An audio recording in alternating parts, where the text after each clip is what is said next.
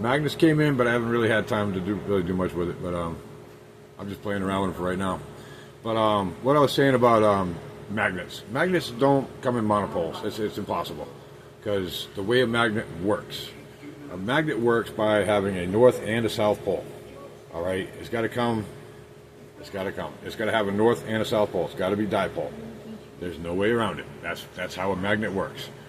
All right, and so whether you're looking at a regular magnet or you're looking at an atomic nucleus, what you have is this would be a hydrogen atom, and this I don't have my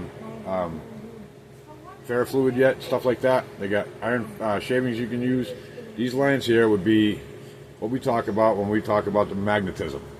All right, and when you're looking at an atomic scale, this first layer would be so strong that it basically shields it off from most things, and it's the magnetic, the same thing that protects our planet.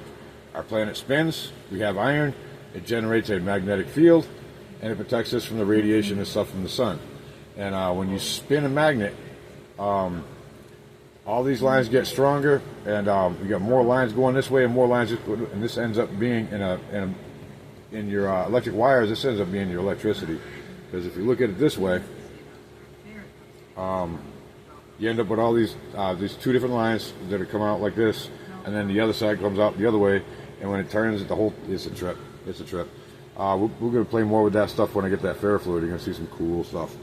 And then, so when you jump from a hydrogen atom over to a helium atom, you end up with 4, because this is stable. So this thing, whether it's spinning or not, you end up with all these donut shapes. Now this one's going to has a strong magnetic field on the outside. That's why I drew the line so big, because it's supposed to be a donut. It's supposed to have a hole here, and then it just wraps around the donut shape, and it just wraps around, and then the other signal goes the other way. Because you got negative, positive, and whether you spin it or not, it just makes the donuts signal stronger, and that's why helium doesn't really interact with other atoms very well, is because this gets super strong. It closes itself off, basically. It seals itself off. I've said it before that the universe loves closed systems, and whereas this one ends up, even with a strong magnetic field, it still has a push and a pull for north and south, and it can interact either way.